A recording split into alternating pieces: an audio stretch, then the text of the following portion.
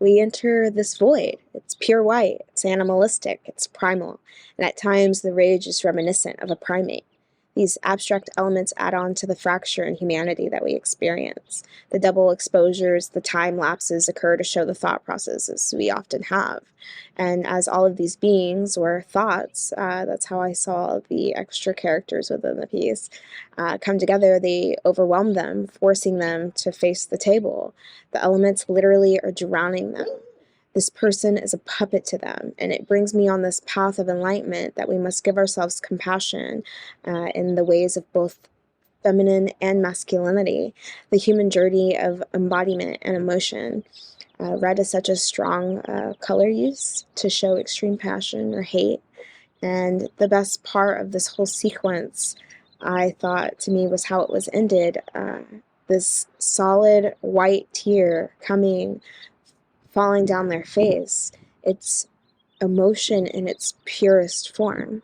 It did a great job of showing, this shift in the dancer's movement, as she started hearing these voices and the movements become more and more erratic. So I think thematically, I think you did a good job of connecting that to the choreography. I want to commend the dancer. They did a great job getting this concept across. I think it was choreographed really well. I think the cinematography, the choices that you made fit the piece really well. Very straightforward look at the dancer and capturing the moves in a very flattering way.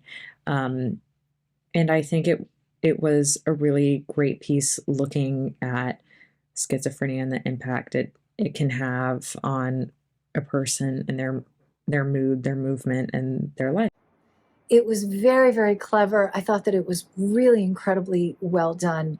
The dancer in the short white wig, I think that they did such an amazing job. They're very creepy.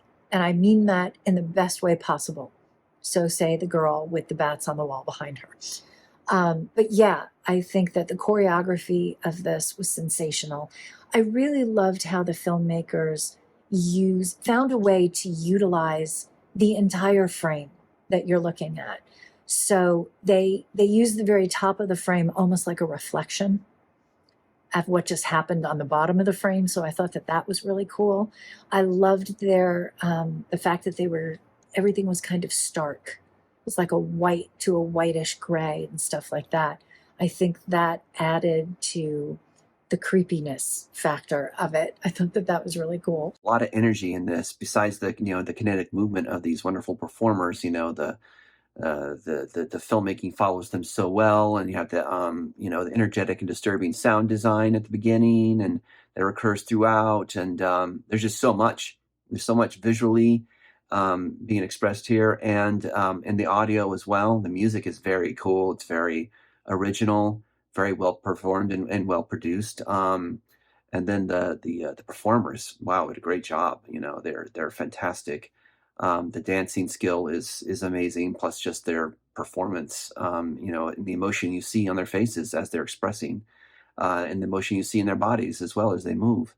The protagonist was, particularly terrific, and it was amazing, that her eyes are covered by her hair, throughout. It's very interesting, very distinct.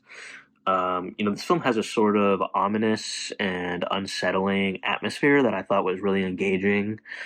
It's also sort of very surreal and psychedelic, and I would say it's a film with a lot of energy.